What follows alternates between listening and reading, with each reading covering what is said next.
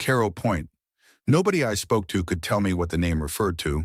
Not a street, not a person, not a geographic feature. It was simply what appeared on the paperwork when I signed the contract, printed in a font so deliberately ordinary it resisted being remembered. Caro Point Logistics Hub, overnight monitoring operative, 11 p.m. to 7 a.m., 5 nights a week. The pay was better than anything else I'd been offered since March, and by September, I wasn't in a position to ask questions. The facility sat on the industrial fringe of the city, past the last bus route that ran after dark, in a stretch of land that existed in a permanent state of development. Chain-link fences around empty lots, portable offices that never moved, the skeletons of buildings that were either going up or coming down. Impossible to tell which.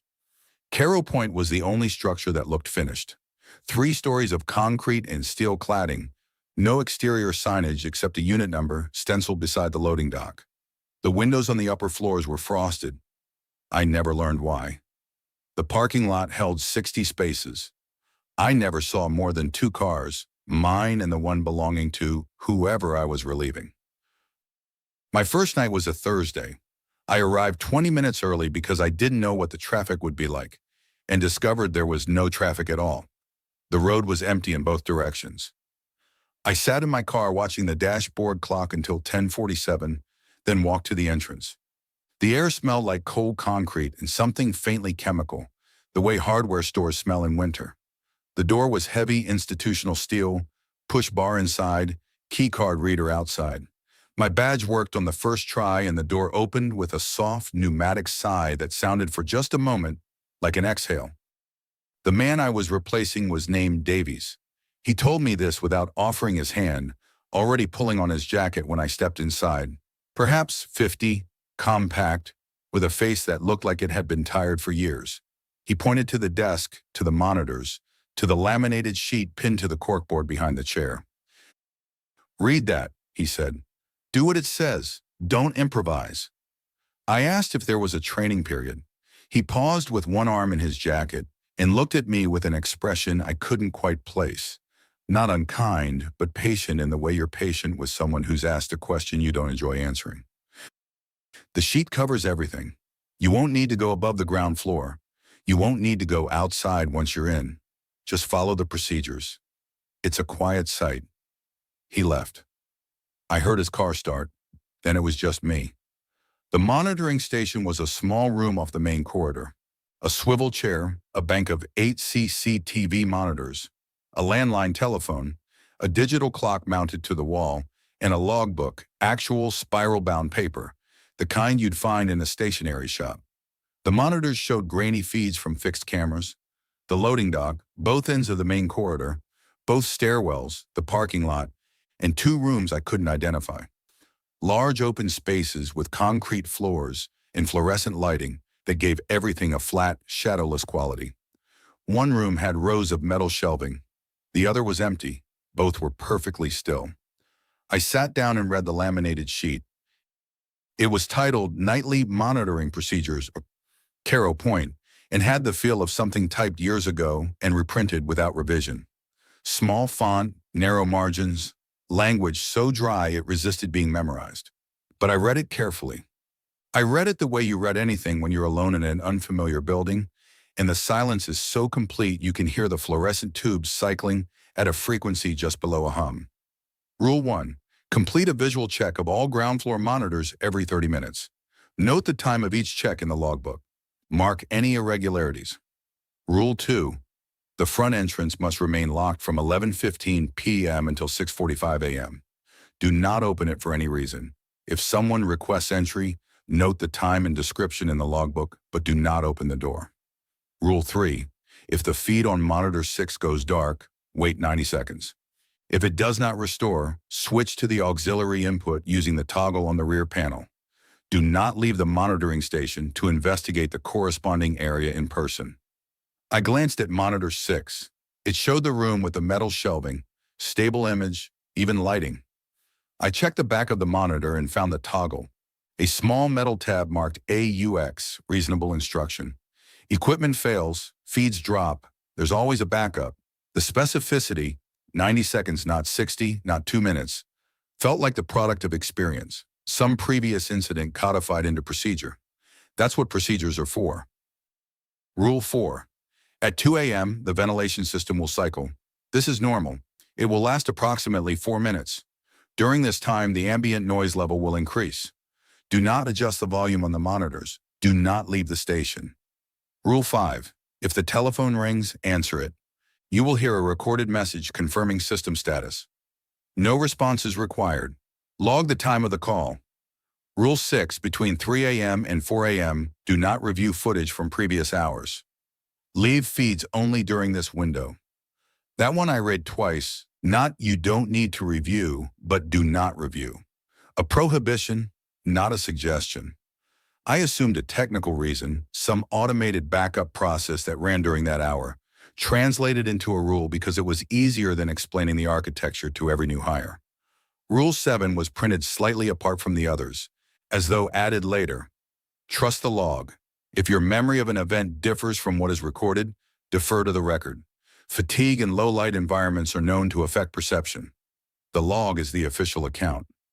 A strange way to end a procedures list. Not with an action, but with a philosophy. But it made institutional sense. Overnight shifts are disorienting. I'd worked nights before, stacking shelves in a warehouse, and I knew the way time could stretch and compress. The way your mind could wander and snap back, and you'd be unsure whether 5 minutes had passed or 45. The logbook was an anchor. It was the building's way of saying, you don't have to rely on yourself. I found that reassuring. I think that was the point. The first 3 nights were uneventful in a way that felt almost oppressive. Not peaceful. Peaceful implies comfort. This was the absence of anything at all. The building didn't creak. The lights didn't flicker. The monitors showed the same empty corridors, the same still rooms, frame after frame of nothing. I did my checks every 30 minutes, wrote the times in the logbook, noted no irregularities. At 2 a.m., the ventilation cycled exactly as described, a low rushing sound that filled the station like a held breath, then stopped after 4 minutes. The phone rang once each night between 1 o'clock and 1:30, and the recorded message was exactly as promised. A flat, synthesized voice reading a string of numbers, followed by system nominal. No action required. I brought a book the second night. Couldn't concentrate on it. Not from anxiety, from the silence pressing against the act of reading, as though the building wanted my attention even when there was nothing to attend to. By the third night, I stopped bringing the book. I sat and watched and wrote and waited. I settled into it. The routine became its own comfort. Arrive at 10:47. Badge in, walk the short corridor, sit down, read the laminated sheet. Every night, not because I needed to, but because it had become part of the ritual.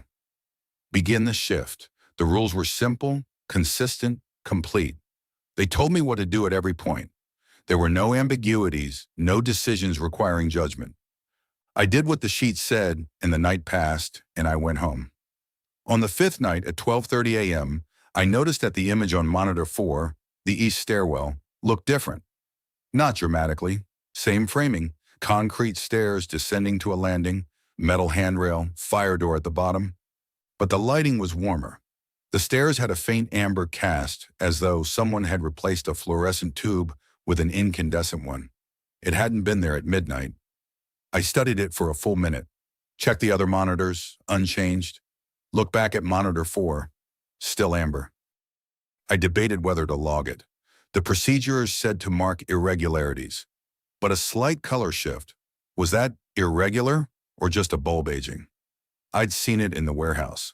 Whole aisles would drift from white to yellow over weeks. I wrote 0030, visual check complete, monitor 4, slight variation in lighting tone, east stairwell, no movement, no other irregularities. At 1 a.m., monitor 4 looked normal again. White fluorescent, no amber. I wrote, 1 o'clock, visual check complete, no irregularities. I didn't think about it again. Not then. On the 7th night, monitor 6 went dark. It happened at 11:52 p.m., mid-check. One moment the image was there, the room with the shelving, flat even light, and then black. Not static, not noise. Black. Like the camera had been switched off. I looked at the laminated sheet. Wait 90 seconds. I looked at the clock and counted. The silence during those 90 seconds was extraordinary. Not the building's normal quiet, but something thicker, compressed. I became aware of my breathing and tried to slow it, which made me more aware. At the 82nd second, the feed returned. The room was as it had been. Shelving, concrete, fluorescent light. I exhaled and reached for the logbook. But I paused, because when the feed came back, the shelving was different. Before the dropout, the shelves had been empty, bare gray metal. Now there were objects on them.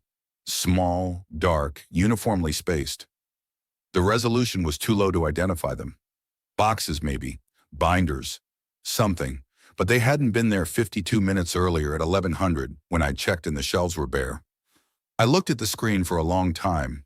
I thought about Rule 3, about Monitor 6, about the toggle, about why someone would write a rule anticipating not just a technical failure, but the impulse to go check in person. I wrote, 2352 Monitor 6 dropout, duration approximately 90 seconds. Feed restored automatically, no action taken, no irregularities. I wrote no irregularities because static objects on shelves in a room I was told not to visit didn't fit the procedural definition, which concerned movement, people, system failures. I wasn't ignoring what I saw, I was categorizing it correctly. There is a difference. That's what I told myself. And the belief settled into me the way the building's silence did, so thoroughly I couldn't find its edges. Over the next 2 weeks, small deviations accumulated, and I logged them faithfully, and then stopped thinking about them. The amber light on Monitor 4 appeared twice more, once brighter, once barely perceptible, then returned to normal each time. The phone rang within its usual window, always the same message, the same string of numbers I never wrote down because the procedures didn't ask me to. I listened and forgot them immediately, like a phone number you dial once and discard. But on my 10th night, I noticed something about the ventilation sound. Underneath the rushing noise, faint enough that I could only hear it by holding my breath, there was a rhythm. Not mechanical. Mechanical rhythms are regular, predictable. This was irregular, with the cadence of speech, or breathing, or something that was not a machine. I looked at the laminated sheet. During this time, the ambient noise level will increase. Do not adjust the volume. Do not leave the station. The rule covered this. The noise level was increased. I followed the rule. The ventilation stopped after 4 minutes, and the rhythm stopped with it. And I wrote, 200, ventilation cycle, normal duration, no irregularities. I want to be precise about something. I was not afraid. That's important, and it's the part that troubles me most in retrospect. Fear would have been a signal, a flag thrown by some deeper part of cognition saying something is wrong. But I wasn't afraid. I was comfortable. I was following procedures, and the procedures were working. Every check confirmed what the rules predicted. Every anomaly was addressed by a corresponding instruction. The system was comprehensive. It had anticipated everything. All I had to do was follow it. Somewhere around the 3rd week, and I'm estimating because the nights had begun losing individual character, I noticed discrepancies in the logbook. Not in someone else's entries, in mine. I'd recall doing a check at 12:30 and find the entry already recorded in my handwriting at 12:15. I'd remember the phone ringing at 1:20 and find I'd logged it at 1:08. I'd have a clear memory of writing no irregularities and find the phrase was all normal, close enough to what I'd say, but not what I thought I'd said. Rule 7, trust the log. If your memory of an event differs from what is recorded, defer to the record. I deferred. The rule made sense. I was working alone at night under fluorescent light. Of course, my memory was unreliable. The log was written in real time. My memory was reconstruction. But the discrepancies grew. On my 14th night, I did the midnight check and noticed the amber light on Monitor 4 again. Warmer than before, the stairwell almost golden, shadows pooling in the corners with a weight they didn't usually have. I leaned closer to the screen. The color was wrong. Not bulb aging wrong. Wrong in a way that made the space behind the image seem deeper, as though the stairwell extended further than the camera could show. I noted it. 0000, monitor 4, amber tone recurring, east stairwell. No movement. At 12:30, monitor 4 was normal. I wrote my check. At 1 o'clock, I flipped back to the midnight entry, just to verify I'd noted the amber shift correctly. The entry read, 0000, visual check complete, no irregularities. I stared at it, my handwriting, my pen, but I remembered writing about the amber light. I was certain of it. I could recall the specific motion of forming the words, amber tone recurring. The memory was vivid, physical, located in my hand. But the log said otherwise, and the log was the official account. I turned back to the current page and wrote my 1 a.m. check. I didn't mention the discrepancy. The procedures didn't have a field for it. The next night on my 18th shift, I saw something on monitor 2 that I haven't been able to stop thinking about. Monitor 2 showed the main corridor, a long, straight hallway with overhead lights and doors on both sides. At 3 a.m., the corridor was empty, as it always was. But at the far end, near the east stairwell door, there was something on the floor. A dark mark, roughly rectangular, about the size of a doormat. It could have been a shadow, a stain, water, oil. It was static, not moving, but it hadn't been there at 2:30. Some part of me, a diminishing part, wanted to investigate, but the procedures didn't tell me to investigate marks on floors. They defined irregularity in terms of movement, unauthorized persons, and system failures. A static mark was none of these.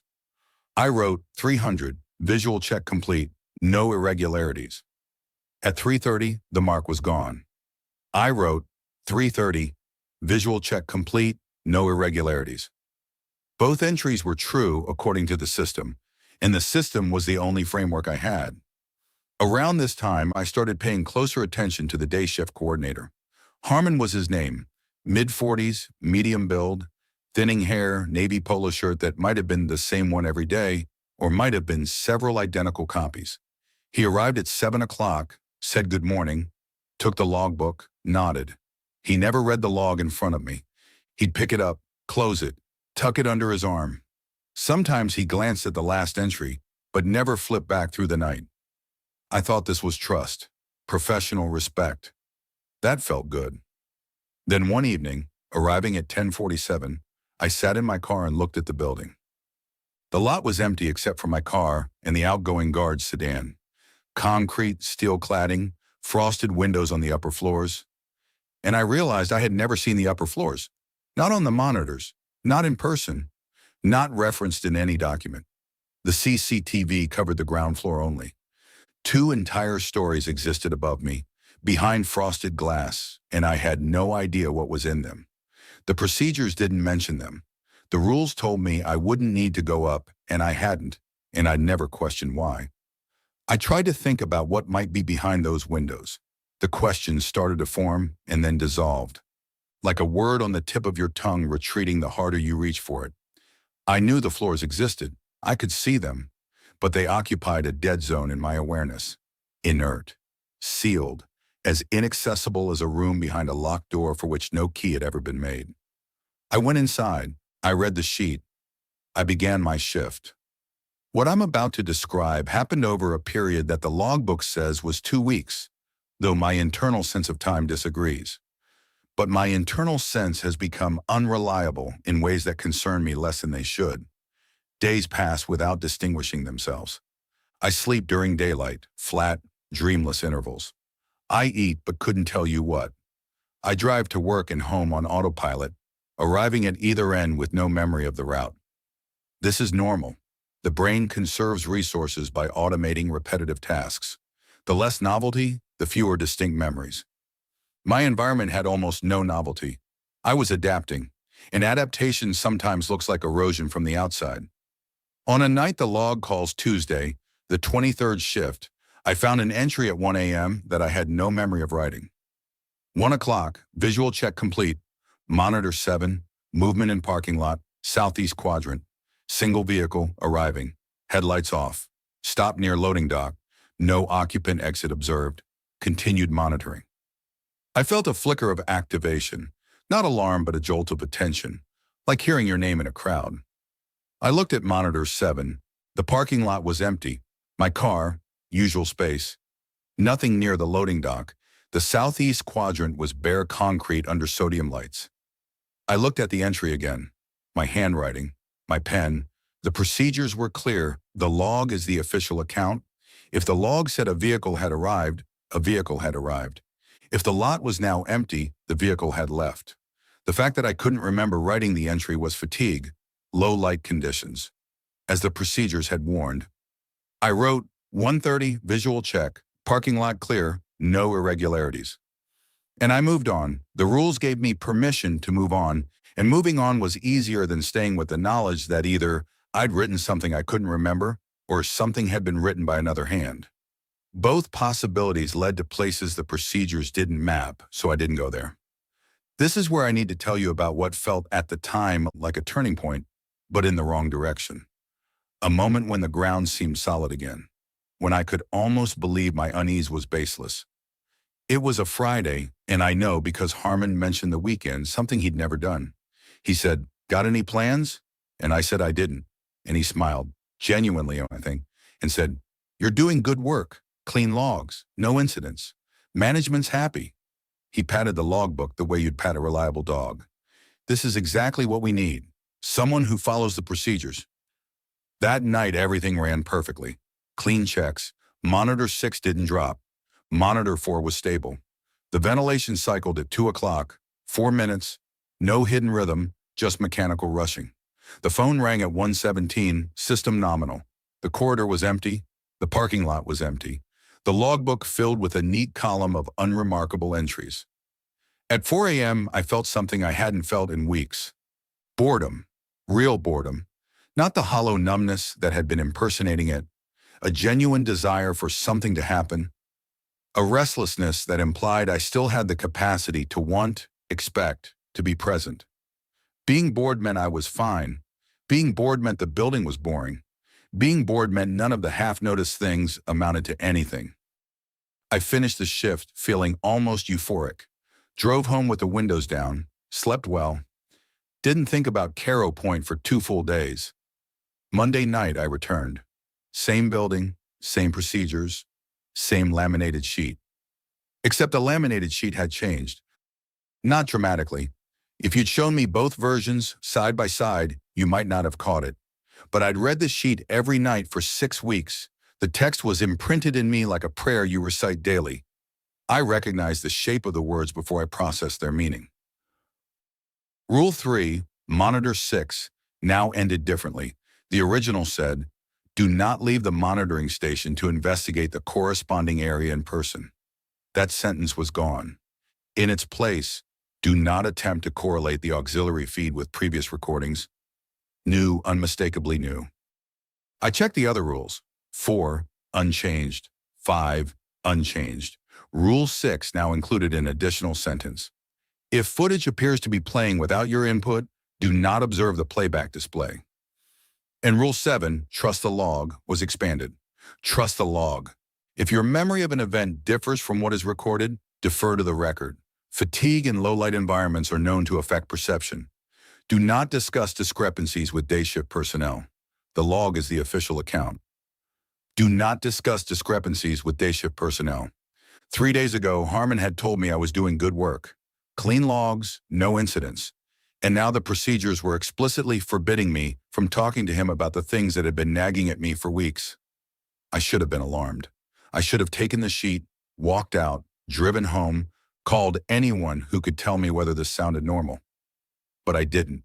And the reason isn't that I was afraid or confused. The reason is that 6 weeks of nightly reinforcement had taught me that my own judgment was the least reliable instrument in the room. Less reliable than the cameras. Less reliable than the log.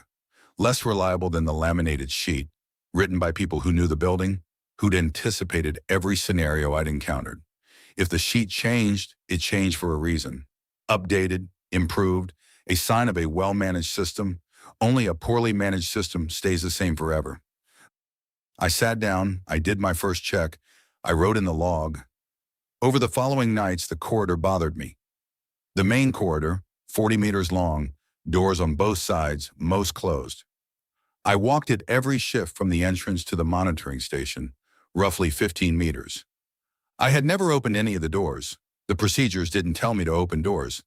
The idea of trying a handle felt not forbidden but irrelevant, like looking behind the monitors or going upstairs. In the 6th week, the corridor felt different under my feet. Not visually, I couldn't see a change. It was spatial, bodily. The walk from entrance to station now took 2 or 3 seconds longer. The doors seemed slightly further apart. I had the sense, impossible to verify, that there were more of them than before. I couldn't confirm this. I'd never counted the doors. The procedures didn't ask me to. I didn't have a baseline. And without a baseline, a feeling of change is just a feeling, and feelings are unreliable. The monitors showed the same corridor from the same angles. If the far end seemed slightly more distant, if the perspective lines converge at a deeper point, that was the camera, or the lens, or me. One night, without deciding to, I counted the doors as I walked. 14, 7 on each side. The number meant nothing by itself. I had no previous number to compare it to, but the count sat in me with a weight that felt like evidence. Evidence of what? I couldn't say, because I had no proof that 14 was wrong. Only the suspicion that 12 would have been right. I didn't count again. Counting would let me notice change. The procedures didn't tell me to notice that kind of change. At 3:40 a.m. on a night in the 6th week, I heard something from above. Not the ventilation. I knew the ventilation. This was a low, sustained scraping, like heavy furniture dragged across a concrete floor. It lasted 3 seconds, stopped, then came again, slightly louder, slightly longer, then silence. I looked at the ceiling, at the monitors, at the laminated sheet. No rule addressed sounds from the upper floors. The procedures covered ventilation, the phone, the monitors, the doors, the log. They didn't cover this, which meant either the sounds were too normal to require a procedure, or the procedures hadn't anticipated them. Given how comprehensive the system was, predicting monitor 6 dropouts, ventilation rhythms, phone calls, the first explanation seemed more likely. Logistics hub. Things stored upstairs. Something shifted by gravity or thermal expansion. I did not go upstairs. The procedures said I wouldn't need to. I wrote, 3:40, ambient noise detected, brief duration, no source on monitors, no irregularities. I categorized the sound, filed it. The system accepted it. It was on the 23rd or 24th night. The blur is heavier now that I decided to break a rule. I decided to review footage during the 3 o'clock to 4 o'clock window. The decision came at 2:58, sudden and clear, like surfacing after a long time underwater. Some residual buoyancy pushing me upward toward the simple, obvious question, what is on the footage I'm not allowed to see? At 3:01, I reached for the playback controls. My hand was steady. I turned the dial. The playback display lit up. I scrolled to 2 a.m.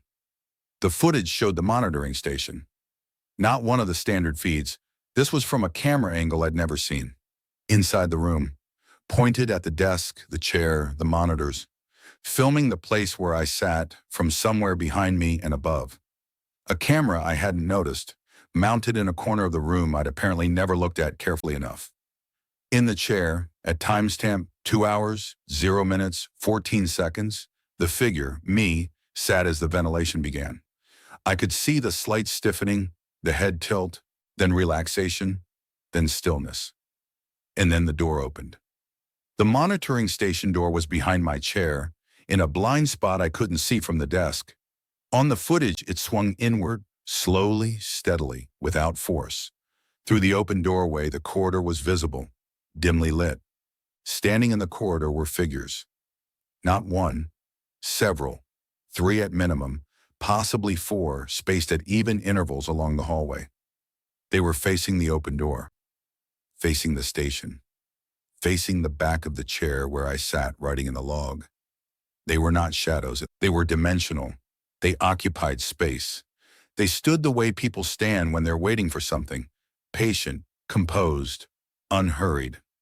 Their outlines were distinct in the footage, but their details were swallowed by the low resolution. Dark forms with the proportions of people, holding positions of absolute stillness. They stood for the entire 4-minute ventilation cycle. The figure in the chair, I, did not turn around. not once. At 02:04, the ventilation stopped. The door swung closed with the same unhurried motion. The corridor, visible for one last frame before the gap sealed shut, was empty. I stopped the playback. The display went dark. Behind me, right now, was the monitoring station door. The ventilation had cycled 2 hours ago. The door had opened. Things had stood in the hallway and watched me write in the logbook, and I had not turned around because I hadn't known. Or because the rushing sound had covered any noise. Or because the rule said, don't leave the station. Or because something in me had already learned not to look at things the procedures didn't tell me to look at. I did not turn around. Not from fear. I need to be precise about this. I didn't turn around because the monitors showed an empty corridor, and if what was behind me didn't match what the monitors showed, I'd have a discrepancy, and the procedures were clear about discrepancies. I wrote, 307, visual check, current feeds reviewed, no irregularities.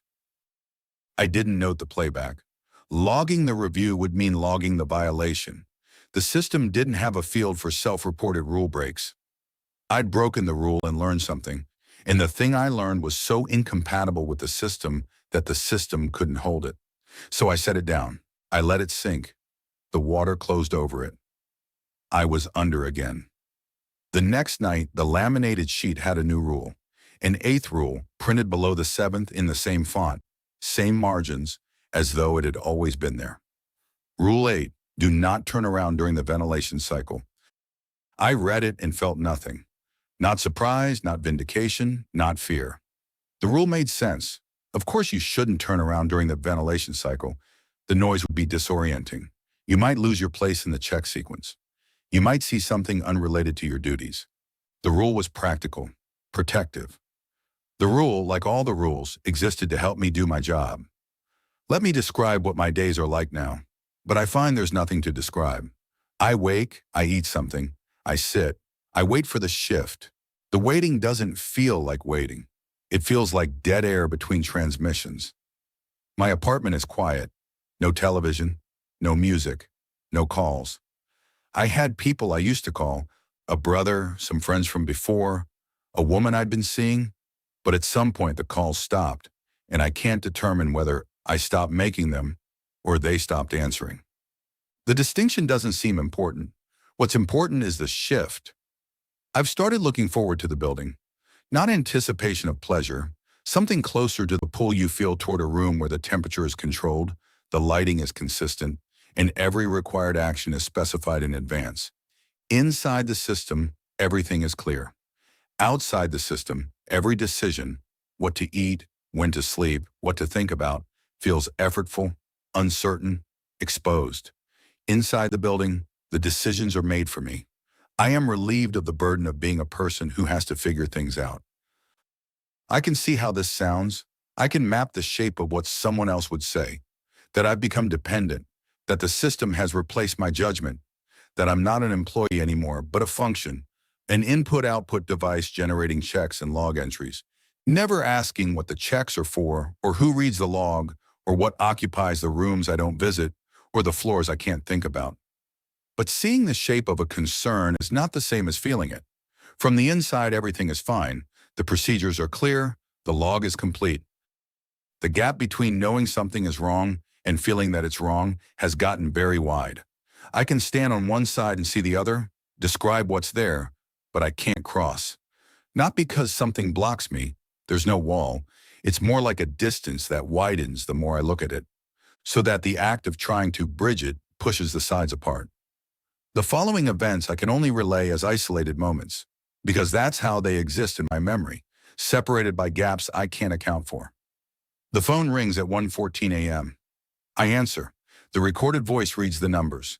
Then after system nominal, no action required, there is a pause and the voice says something else. A single word or two words compressed together, spoken at the same flat pitch as the rest of the message. I can't quite make it out. It might be stay here. It might be stage 4. It might be nothing. A glitch, corrupted audio, stray data. The line goes dead. I write, 1:14, system call, message received, no action required. I'm sitting in the station at 3:47 a.m., watching live feeds, obeying Rule 6. The playback display is dark, and I realize I can hear breathing. Not mine, I'm holding my breath, testing, and the breathing continues. Soft, regular, inhale and exhale. It's coming from the direction of the monitors, from screens that have no speakers, no audio capability. The rhythm matches something on monitor 6, the fluorescent lights in the shelving room, which are pulsing in a cycle so slow I hadn't recognized it as a cycle until the breathing gave it a tempo. Brightening, dimming, brightening. In time with something I can hear but shouldn't be able to hear. I don't log it. There's no category. There's no rule. I arrive at 10:47 p.m. and my car is already in the parking lot. Not a similar car. My car, same plates, same scratch on the rear bumper from the parking garage at my apartment. It's in my usual space. I'm sitting in the same car. I look at the one in the space. I look at the one I'm driving. Same vehicle. I park in the adjacent space, go inside, badge in, begin my shift. When I check monitor 7, there is one car in the lot. Mine. In its usual space, one car, not two. I look at my hands while writing in the log. They're trembling. Not from cold or caffeine or fear. A fine, continuous vibration. The kind a machine produces when its calibration is fractionally off. I flex my fingers. The trembling stops. I continue writing. The handwriting in the log is steadier than my hand was while producing it. One night, I look at the logbook and find entries for tomorrow. My handwriting. Checks at every 30-minute interval. All normal. Ventilation at 200. Phone at 112. Full shift summary at 700. A complete record for a shift I haven't worked. I turn the page. The next night is there too, and the next, all in my hand, all clean. I close the book, count to 10, open it. The future entries are gone. Tonight's page partially filled exactly as I'd left it. The torn spiral edge from the missing page is still there. Everything as it was. Trust the log. The log is the official account. Last night, or the night the log calls last night, the laminated sheet had 9 rules. The 9th said, if you notice a change in the procedures, do not compare the current version with your memory of previous versions. The current version is correct. I read it once, accepted it. At 4 a.m., I did my check and looked at monitor 7. The parking lot was full. Not 3 or 4 cars, full. Every space occupied. 60 vehicles or more, arranged in precise rows under the sodium lights, all dark, all still. No engines running, no headlights, no movement.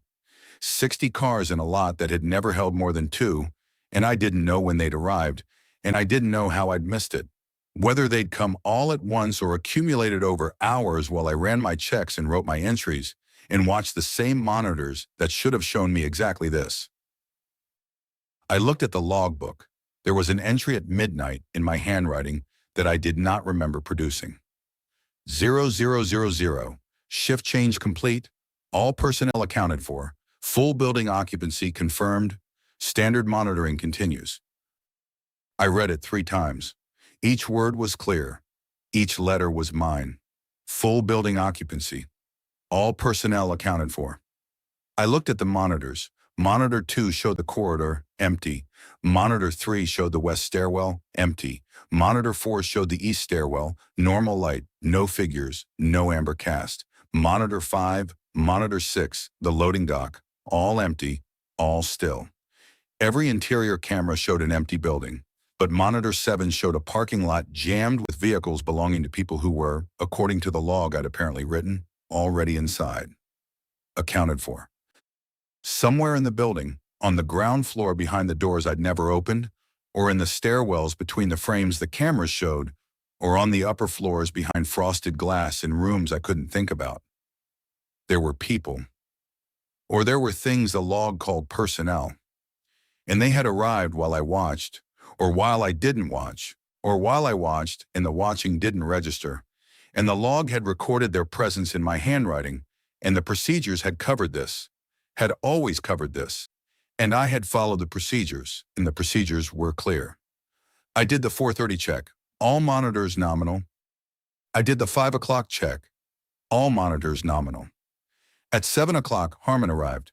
He took the logbook. He said, "Clean shift." He didn't look at the parking lot. I didn't mention it. Rule 7 told me not to discuss discrepancies with day shift personnel, and besides, by the time I walked outside, the lot held 2 cars, mine and his. Just like always. I drove home. The route passed without memory. I sat in my apartment. I'm sitting here now. I want to explain what's happened to me, but the explanation keeps sliding away because the tools I'd used to examine it, my attention, my judgment, my sense of what should and shouldn't be, are the same tools the system has been calibrating for weeks. I can't use a compromised instrument to measure its own compromise. I can't trust my perception to evaluate whether my perception can be trusted. The only external record I have is the log, and the log says everything is fine, and I believe the log, and the part of me that would question that belief is the same part the rules were designed to quiet. I noticed the parking lot. I noticed the entry I didn't write. I noticed the figures in the corridor on footage I wasn't supposed to review. I noticed the amber light, and the breathing, and the extra doors, and the sounds from above, and the car that was mine in the space where mine already was. I noticed all of it. I noticed things. I still notice things. That capacity hasn't been taken from me. What's been taken is the response. The part that comes after noticing, the part that says, this means something and I need to act. That mechanism, whatever it's called, whatever region of the mind it lives in, has been made quiet, not destroyed. Quiet, the way a muscle goes quiet when you stop using it, the way a warning light goes quiet when someone removes the bulb. Tonight at 10:47, I'll drive to the building. I'll badge in. I'll walk the corridor and count or not count the doors. I'll sit in the chair. I'll read the laminated sheet, which now has 11 rules, though I'm certain it had 9 last night. But the current version is correct. Rule 11 says, you are not required to remember reading this rule. I don't remember reading it. But I must have because it's in the log.